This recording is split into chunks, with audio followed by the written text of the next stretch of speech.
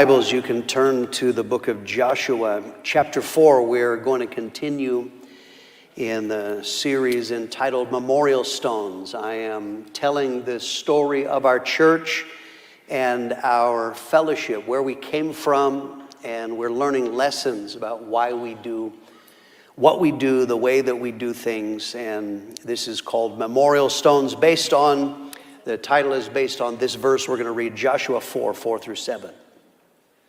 Then Joshua called the 12 men whom he had appointed from the children of Israel, one man from every tribe. And Joshua said to them, "Cross over before the ark of the Lord your God into the midst of the Jordan, and each one of you take up a stone on his shoulder according to the number of the tribes of the children of Israel, that this may be a sign among you when your children ask in time to come, saying, 'What do these stones mean to you?' Then you shall answer them that the waters of the Jordan were cut off before the ark of the covenant of the Lord. When it crossed over the Jordan, the waters of the Jordan were cut off, and these stones shall be for a memorial to the children of Israel forever." Okay, so we are looking today, I want to begin and start looking at developing leaders. My father, Wayman Mitchell, saw that it was not healthy for everything in a group of churches to be centralized. One of the common themes I keep hitting is the difference between a denomination and a fellowship. A denomination is a group of churches, you have common beliefs, but they are held together primarily with central control. In many different ways, Bible school, church planting, missions, everything was centralized. So in some ways, our fellowship came out of Dad looking at what did not work well, what bothered him when he first became a pastor. So examining biblically. So one of the things is that he deliberately, from early days, began to decentralize. We talked about how he split off conferences, started conferences initially in Flagstaff and Tucson, with the deliberate aim of making sure that people didn't view everything in the world has to be okayed from Prescott. He saw God's plan in discipleship, raising up workers for ministry, but he understood that discipleship is not just developing men to preach, but ultimately what you want is you want to develop leaders, men who could assume roles of leadership.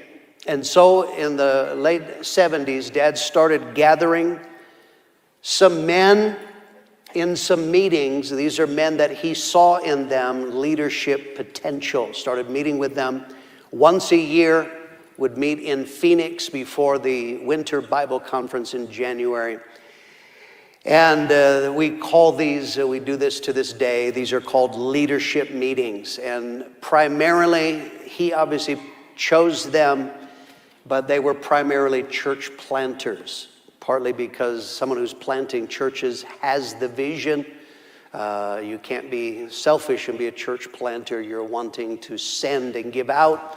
But also, it is church planting that causes men to grow, because it will force you to lay hold of God in many, many different ways. So he had leadership meetings. The purpose of the leadership meetings, there were several purposes. Number one, Dad wanted to impart leadership principles into these men. So part of it was Dad would always teach, my father would teach, and he was basically showing these men how he thinks.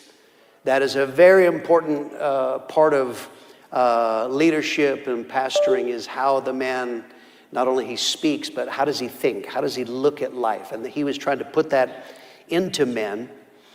But the second major part of leadership was that he wanted these men to wrestle with issues that were causing trouble in the fellowship, whether they were current issues or whether they were things that he could see down the road. That's a part of leadership. You not looking just at today, you're looking ahead. Here's a Bible principle. Revival brings life, and life brings problems. Okay, let's think about Acts chapter 15. The book of Acts is a pattern of revival, the move of God. What started happening is God is pouring out his Spirit. People are getting saved. This is the era of the Holy Spirit. Gentiles started getting saved. Churches started growing in different places. This is a wonderful part of the life of God. But as a part of that life, now you have Jews and Gentiles that are forced together in the church, which is God's plan. But what happened, Acts 15, you started having Jews who said, wait a minute, these people are eating ham sandwiches. They like bacon. They must be from hell. Now, actually, they were talking about circumcision and some other Jewish law principles. So they started saying to these on fire Gentile, non-Jew converts, you can't really be saved unless you're circumcised and you follow Jewish food patterns. So this created a crisis. This is tension between, if you're a Gentile, you get saved, and you're a man, you're not very excited about the idea of getting circumcised as a mark of salvation. And so this is a conflict. So what happened in Acts 15, they had the Jerusalem Council. We are not congregational, okay? You understand the different types of church governments. How are churches structured? You have eldership, you have board-led, you have congregational, which is everybody voting. How do you think the church should be run? I got an idea. In that form, you get a strong personality, and he drives even if he's not wise. We are a pastor-led church, but we are also led in a larger sense now in our grouping of churches by leaders. Acts 15, the answer for the apostles was, we need to have some leaders meet together. Let's hash this out. Let's wrestle this idea through. Do Gentiles have to follow Jewish law in order to be saved? And they said it's leaders that have to do that. Acts 15, verse 6. Now the apostles and elders came together to consider this matter. Okay, we're going to settle it for all of the churches, but who is going to decide? It needs to be leaders. We're not going to vote. We're not congregational. We're led by men of God, but these men met together to discuss it, and then they came to a decision. No, you do not have to follow the Jewish law in order to be saved. So this is what leadership began. We had life. The churches are growing rapidly. I don't remember what number we were up to last time we met. I told you I'm giving you the numbers as we go along. We're rapidly growing, and so we discovered, just like the book of Acts, life brings trouble. Life brings conflicts. Some of these would be simple, such as we started planting in big cities, multiple churches in the same city. That's great. There's millions of people, plant more than one church. So, but here was a common problem that started arising. You have an existing church. A brother comes and wants to put a church, and he puts a church 2 blocks from the existing church. So now this causes a fight. Now they're fighting for the same buildings. They're outreach in the exact same areas. So now you got guys, they're mad at each other. They're coming to conference, and they want to fist fight. We got some pretty rough dudes saved. So this is a conflict. So this is very simple. We had a leadership meeting. What do we do about that? We discussed the issues, and we came to common. The Bible doesn't say thou shalt be 2 miles from your brother. But leaders met, and they said, it doesn't make sense. If you're going to plant a church in an area where there are existing churches, your church needs to be at least 2 miles away. That's wisdom. That's common sense. Marriage.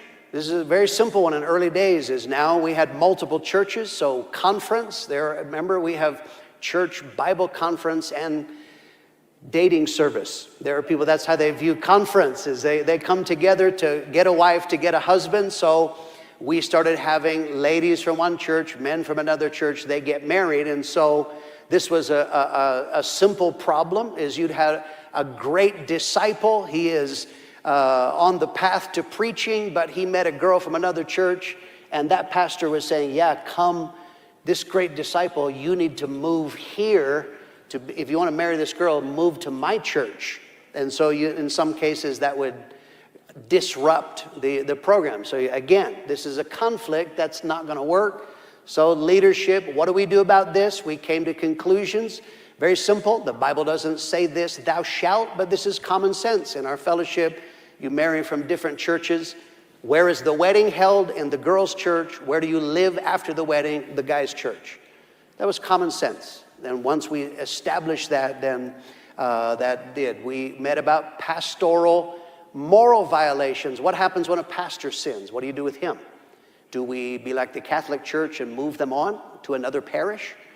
And we said no, and initially there was not clarity on that. We met and said no, pastors, if pastors sin, they're involved in a moral violation, we remove them from ministry for a minimum period of 2 years, a harsher standard than anybody else. So these are things that we began to leadership. So what would happen in leadership is we often, seeing a potential existing or a future conflict, a leader is given a task. Here's the problem. You study it biblically, bring a lesson or a sermon before all of the men, and then we will discuss it. We will hash that out. And so now it would be discussed by leaders who had a larger understanding. They were church planters. And then we would reach a consensus.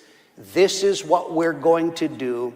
And so in doing this, I want you to understand, my father was showing trust in men.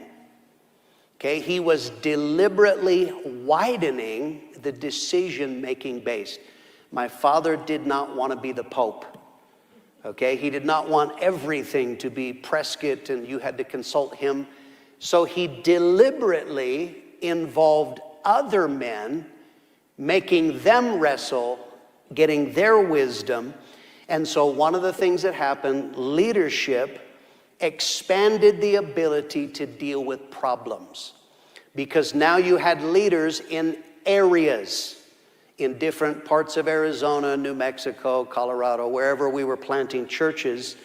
Now we tend to, if there is a conflict in the church, we follow lines of authority. In other words, you don't go to the top, you talk to that pastor's pastor. But then we also, if you had multiple churches in an area, you have an area leader. He can meet with people. He can meet with brothers. He can sort that out. So now that means you are expanding, and that was, I don't know if you understand how much that is to my father's credit. He deliberately did not want to make everything focused on him. And so this was an early lesson. It had to do with developing leaders. We do this to this day. We meet every January just before the winter Bible conference. Now, of course, it's expanded. We probably have 60 leaders or so, men that meet from, 20 different nations. We gather together. Same thing, imparting leadership, wrestling with issues, dealing with things in areas, and we expand the leadership base. As a church becomes a conference center, they become a leader, and they become part of that decision-making process. Let's look, secondly, this is now a major part of our history, is the call to Australia.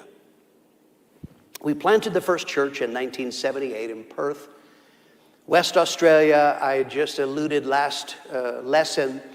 1979, a change had to be made. We had to send in a new worker, and he took the church in Perth. In November of 1980, my father went to Perth, West Australia to preach a revival and help the church. It was growing. God was doing good things. He went to check up on things, but to be a blessing. While in a hotel, one night in a hotel, God spoke to my father and told him, I want you to go to Perth.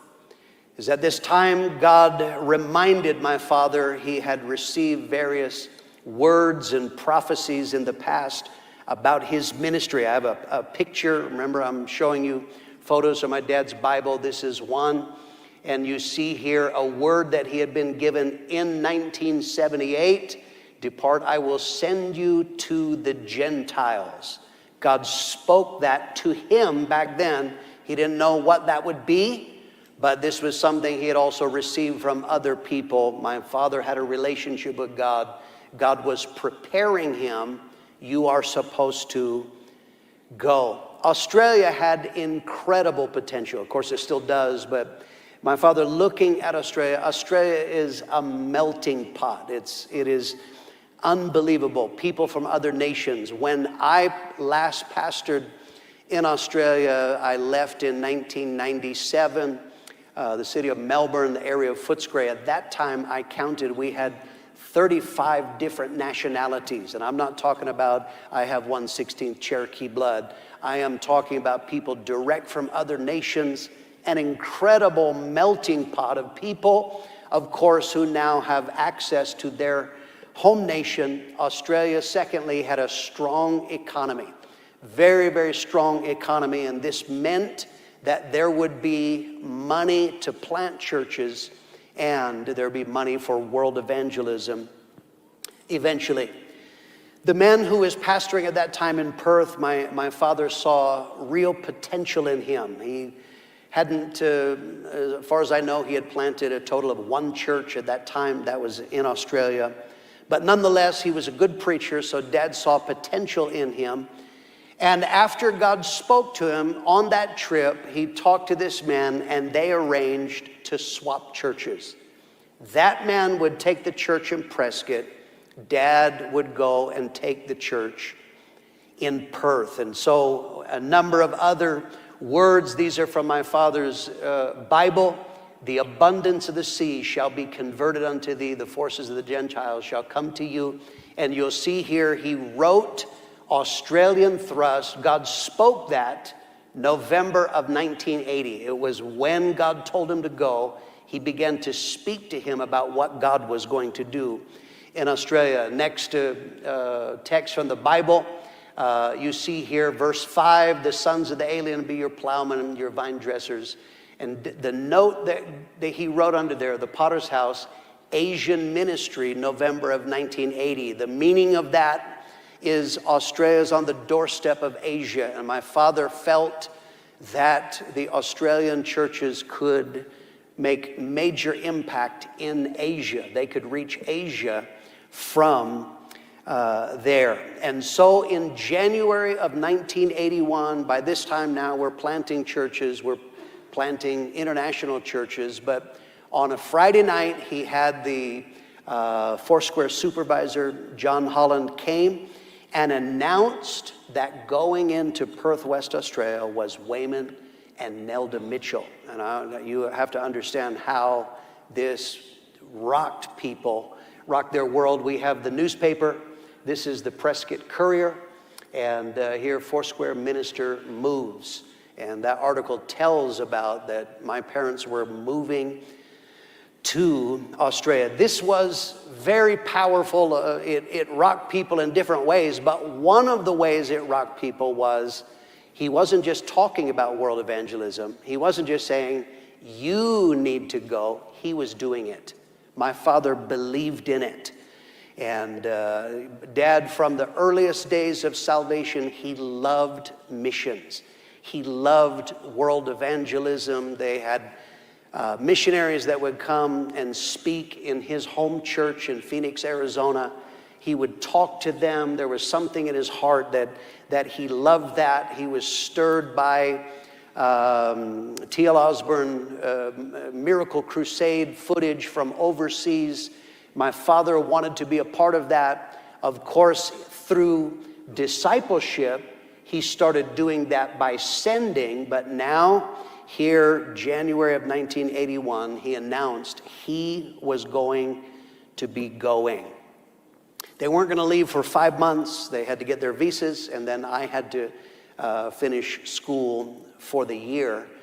But from the time that he announced that, God kept giving him words. People would give him words, or God would speak to my father in his daily Bible reading. We have some of these here. Here's Acts 2:8. Ask of me and I'll give you the heathen for an inheritance, the uttermost parts of the earth for your possession.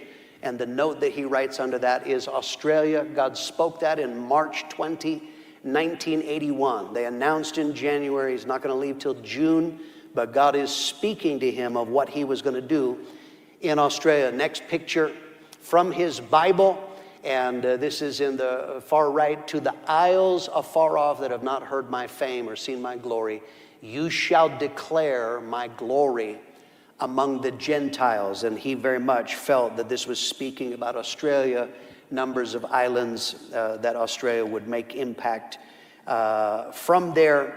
And then one more from his Bible. The next one here, I'm the Lord that teaches you to profit, that leads you by the way that you should go. This was spoken again, Perth, November of 1980. That was back when God originally told him to go. And the note there, you probably can't read his writing. It says, because I have obeyed God in Australian thrust, fruitfulness of ministry shall be. And he was given this word when he went to a conference in Madrid, Spain, September of 1981.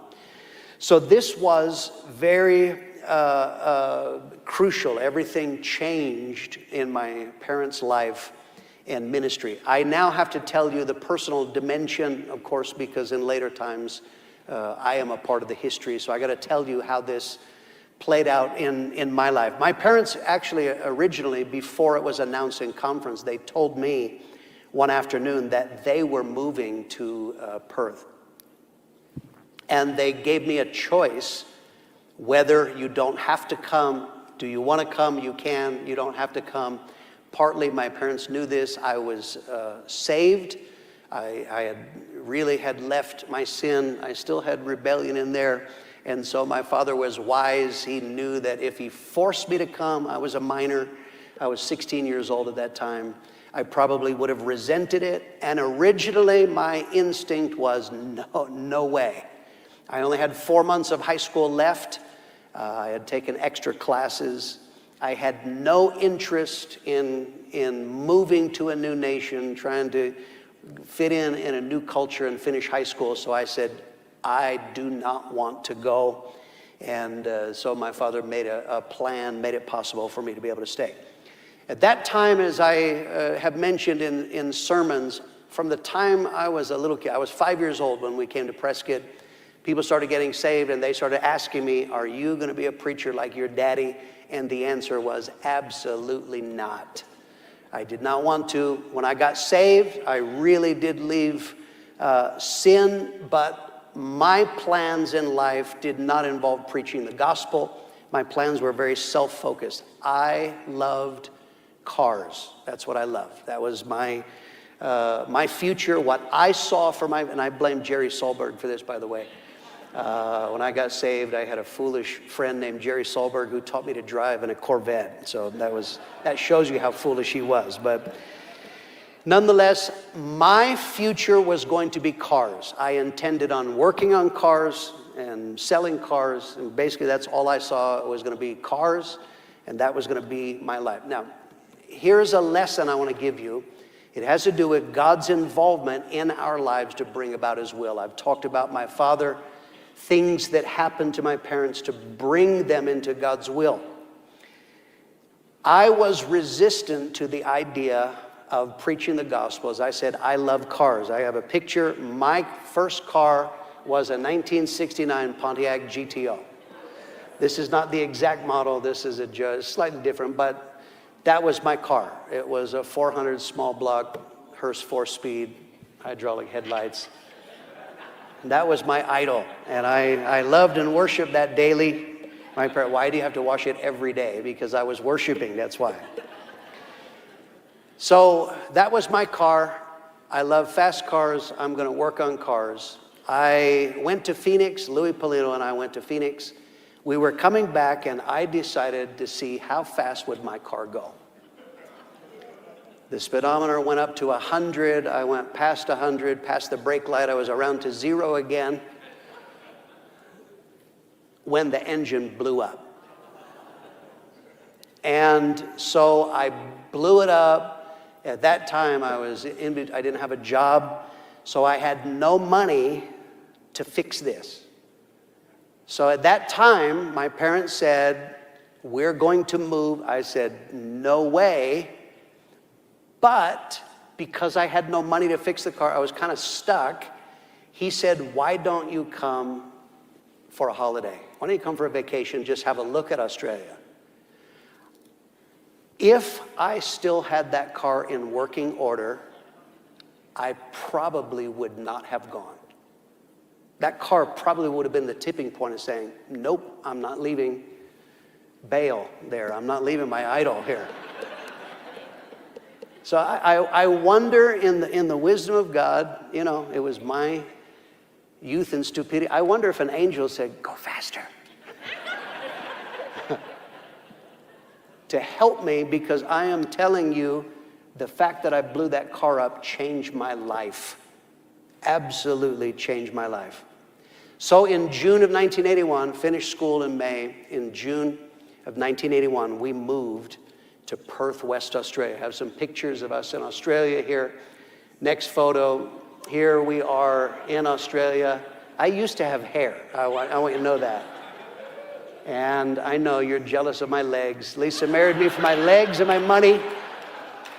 But this is us in Perth, West Australia. My parents took over the pastorate of the church, which was located in Mount Lawley, West Australia. Next photo. Here is my parents in. This was an old, I can't remember if it was Presbyterian building or Methodist that had gone defunct. And so here we met in this beautiful old church building. Next picture, Mount Lawley. There's young people and life. That was the building on the inside. And God was doing wonderful things. Got another picture here. Later times, we started a band. I'm skipping eras, but still while we're in that building, we formed a band called 180. And there's Paul Graham on the right, Steve Count on the left, me on the drums, Lisa singing, and that was in that building. In Australia at that time, Dad often said it was like the Jesus movement that we were birthed in 1970. It was like the Jesus movement delayed slightly 8 years or so, 10 years. The response to evangelism, concert ministry was just like the very early days of Prescott. Got some photos here, various. Here is a concert. We're doing it outside this summertime. We had no air conditioning in that building, probably while we were doing it outside. Next photo, here's the concert inside. It was young people. This is in the fellowship hall. That's where we had our concert ministry. It was all young people. Primarily, the church is packed. It would be like hippies. These were surfers and hippies and different people, but it was absolutely alive. Next photo, here's a street outreach. In Australia, when they say mall, a mall in English nations doesn't mean a shopping center. A mall is a brick-paved street, and because it's a street, they can't keep you off it. It's a public place. Hay Street Mall in downtown Perth, we started having outreaches. Next photo. Here's Terry Slate, still in the church to this day. Terry Slate, street preaching in the Hay Street Mall. Next photo. Here I am, street preaching in the Hay Street Mall. That would obviously be a little bit later on, but I'm just showing you some of these street outreaches. Next photo. Here is Russell Plummer. Russell Plummer was one of the first converts when Ron and Susie went there. He was there from 1978, still in church to this day. Great blessing. There he is. That is either the Hay Street Mall or they built another one parallel to that called Forest Chase. So people are getting saved by the droves and radically converted. Perth is a beach city. We started doing beach baptisms. Here, this is, if you look at the Jesus Revolution, this was kind of our version of people going out to get baptized in the ocean. And we would do this primarily at a place called Scarborough Beach. Eventually, we moved the church there. Next photo. beach baptism. Here they are. This is Australia. There it is, bikinis and Speedos. That's what you do at the beach for a baptism. That's how we did it. We would do a combination. We would baptize and preach at the same time. Next photo, here's Larry Reed in early days preaching there at the beach at a baptism. And that's what we do.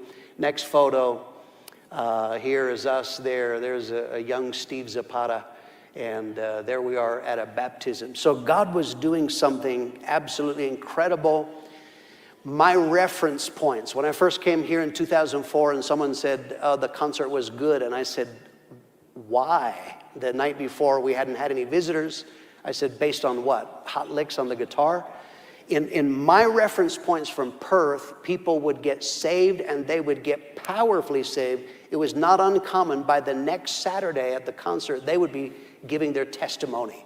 It just was a radical move of God. But the greatest thing that happened, people getting saved, was already happening before Dad got there. But what Dad did is he accelerated discipleship. And this was the previous guy was a good preacher. As I say, I only know of him ever planting one church. That was in Perth, and that was not his convert. But Dad, from the time he got there, would meet with men at breakfast, something we still do to this day. And that would be a time that men could ask questions. I have a picture. This is in later years. Some of these are pastors now, but that is what my father did from day one. When he was there, he was meeting with men to answer questions and to impart discipleship in there. Dad came and he preached again and again on destiny. He would talk about God has a plan for your life. God could use you, and would stir. And many of these were surfers that didn't work jobs. They were on the dole. They were on welfare. But he began to challenge them, get jobs. Let God use your life. And this was profound. He started doing discipleship classes regularly. Next photo. This is the building in Mount Lawley. It's a suburb of Perth. That place is holy to me. Now remember, I am going to Australia just for a look because my car is blown up. That's why I'm there. I'm going back to America and getting on with my life of cars. In that building, just weeks after we arrived, my dad did a men's discipleship class on how to study and how to put together sermons. That has nothing to do with me because it's not cars. It has nothing to do with me. I'm never going to do that. So I'm there. It's great. I'm, with the guys. But while Dad, that place is holy. Every time I go back to Perth, I go back to that building and I worship. And I thank God because at the back of the building, while he was talking about putting together sermons and preaching, God spoke to me. I'm 16 years old, and God said, that's what I want you to do. And the moment God said that, I said yes. Immediately, everything changed. From that moment, I left. I have never gone back to cars again. I had no interest in it. I began to order my life. For that, we got into the car. I shocked my father. I put my hand on his, and I said, Dad, I want to be just like you. And he knew what a change that was. Everything, I began to study. I began to absolutely aim my life toward the call of God. That meant I had to go back and get a visa, finish up high school, and go back. Dad arranged, as I said, the moment he arrives, he is talking vision, vision, vision. He is now telling these Aussies, why are we here?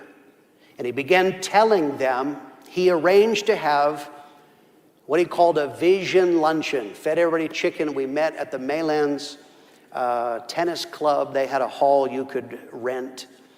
And Dad started, first of all, just explaining the vision, kind of what I'm telling you. He began to tell the story and began to say, I am here to raise up Australians to reach Australia, and from Australia we will reach the world. This was incredibly moving. He put up a map of Australia. We actually have a photo here.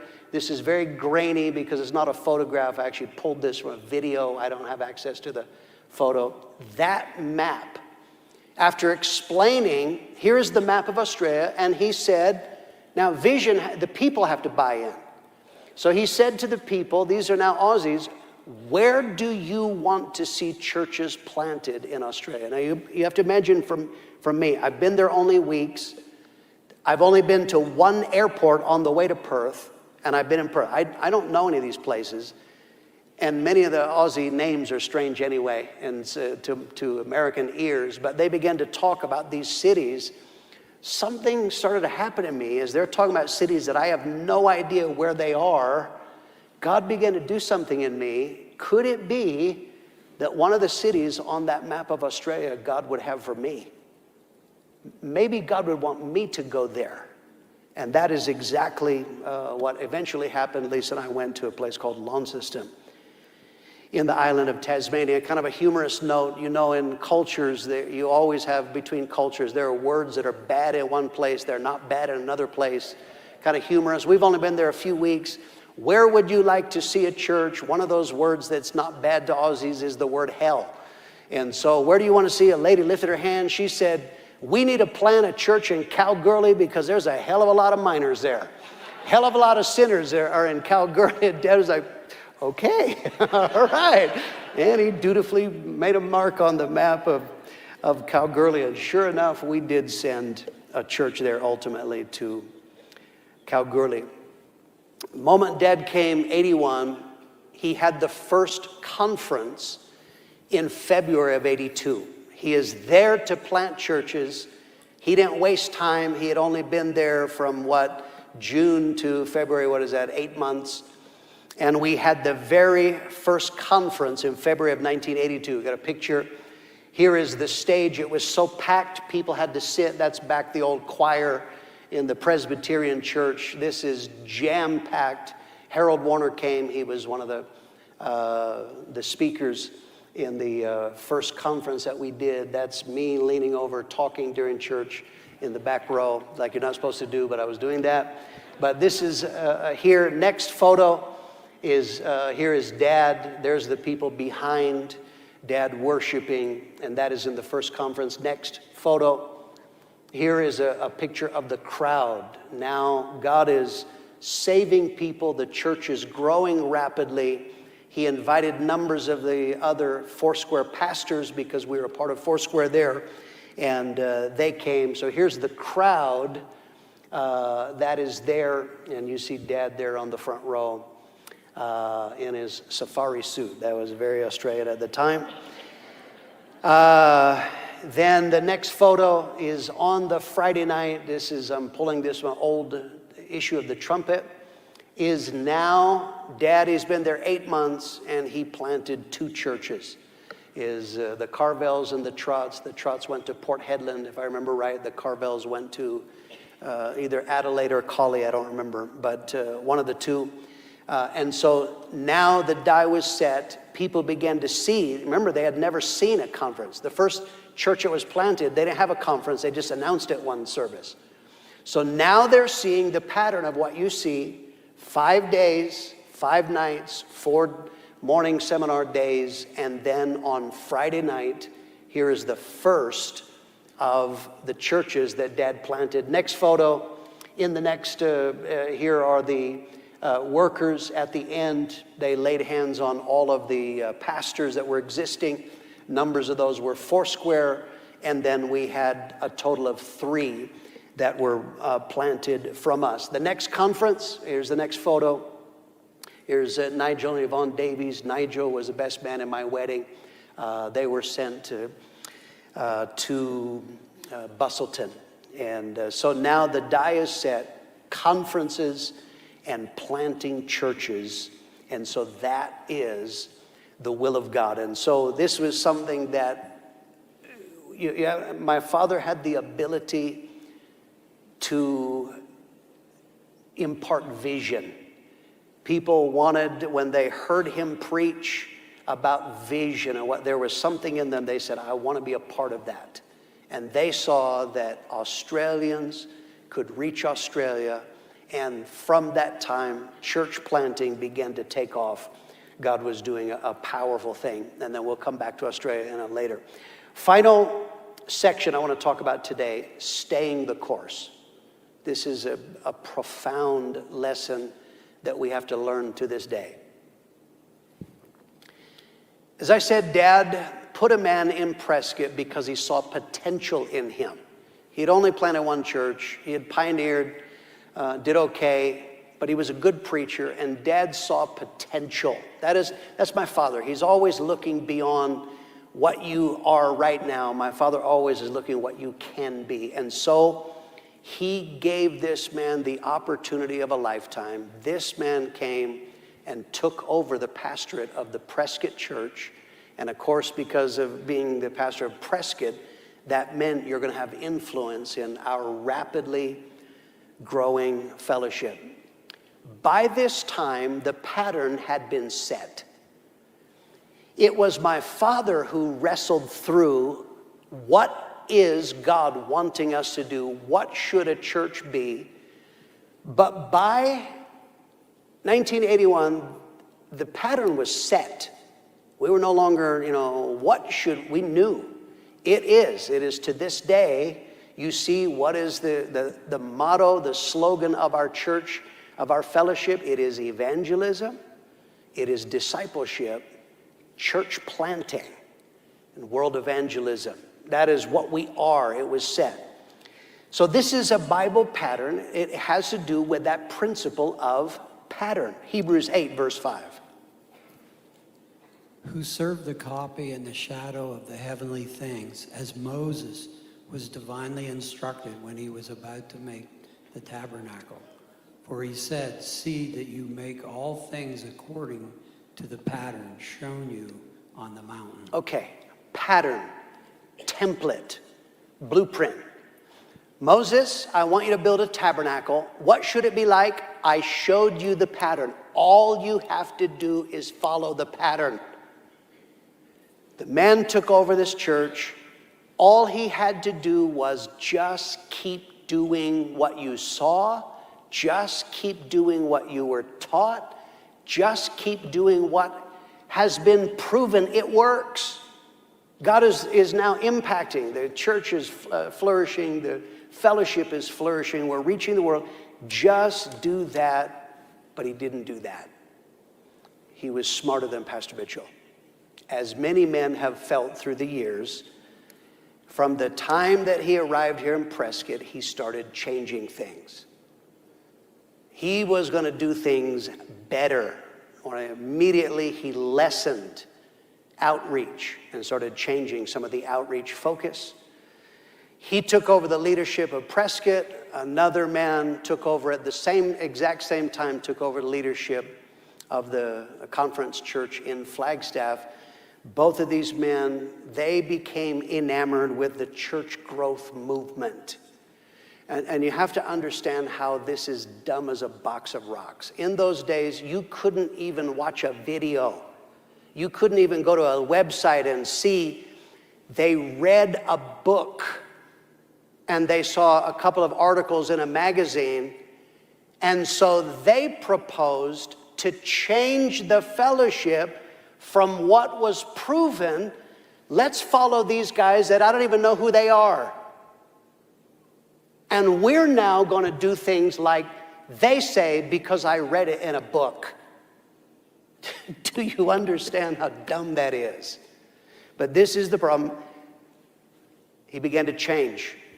He made some unwise decisions, both in the church and in the fellowship, caused people to lose trust.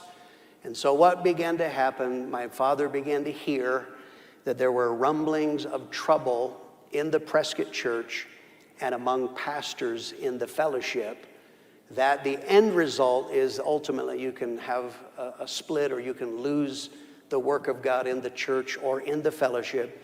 So my father had to make a very difficult decision. When he went to Australia, he loved it. That is what he wanted to be from the time he was a new convert. He wanted to be a missionary. And now he is starting to plant churches. He's reaching people that have passports to other nations. He saw himself staying there for life. But now he saw, I am going to have to come back to Prescott. I cannot let the work of God be derailed because what I want, what I would prefer, that's my dad's feeling, was to stay in Australia, but I can't let the work of God be derailed. So he said, I have to come back. And he took the church back over in Prescott. He had only been there about 18 months, and he made that difficult decision, wound up leaving a man in charge in Perth, and my parents returned to Prescott. They told me that they were going back to America, and by that time I said, no, my future is in Australia. We actually have a picture of the farewell. This is the farewell with me with those big curls. And here is me and my mom saying something witty, no doubt. Lisa's behind me, and that is actually at the farewell. By this time, I had a job in Australia. I was doing an apprenticeship. I was involved in ministry. Lisa and I played in bands. And then Lisa and I were now headed for marriage. Here's a picture, next photo, of a young Greg and Lisa. And here we were headed for marriage. We were I met Lisa in church. I first started talking to her on outreach, in prayer meetings. We are going to do the will of God, and we're going to do it together. So when my parents said, we're going back, it was an easy decision. I knew that my future then was tied to Australia. They left, I stayed in Australia. From that time, the vision that God had given my father, it began to multiply. God's plan in the earth is multiplication.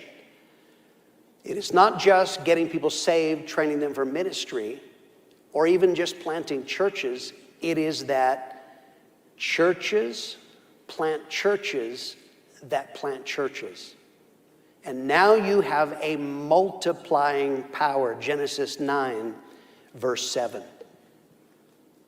And as for you, be fruitful and multiply.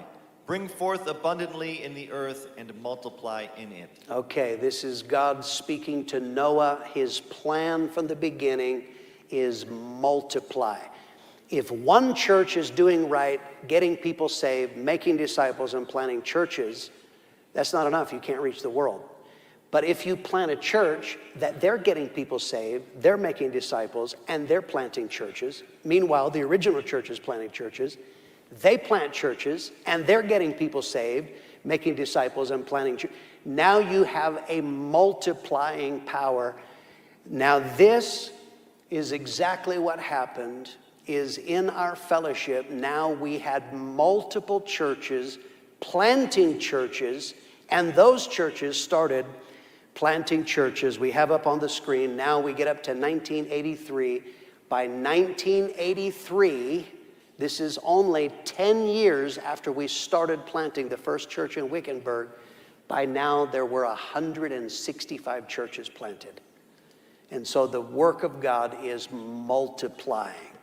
And that is the power of, truly the power of our fellowship is every church when we send them out. You heard me give a charge to Manny in Sunday school, and when we sent them out, Manny, you are there to make disciples and plant churches. Because if we do that, that is the multiplying. Now we have churches all over the world. We're in 135 nations or so. And we have churches planting churches. They get people saved, planting churches. It is the power of multiplication. And that is the strength of our fellowship, is the multiplying power of God. So you see here, we're up to 1983. And now, only 10 years after we started planting churches, from one church, now there are 165. And that was growing rapidly because many of those that had been planted were now planting out, and some of those started planting their own. The multiplying power is the strength of our fellowship. So this is just a few lessons of where we come from. I'm going to talk in later lessons then, Pastor Mitchell returning to Australia and some other dimensions. But this work we got, Pastor Jesse was just in Perth. I was so excited. Just this past week, he was able to go and preach in pastor seminars in Perth, in the home church. Lisa and I were sent from the church. Now it's in an area called Beachboro, but it's still in Perth. And Jesse was able to see it. He was able to go up to Kings Park and see the place where the photo I have in my office, he's able to see that and able to see for himself the multiplying power of God. We are reaching the world through the power of multiplication. God bless you. We'll stop there, and our service will start at 10:30.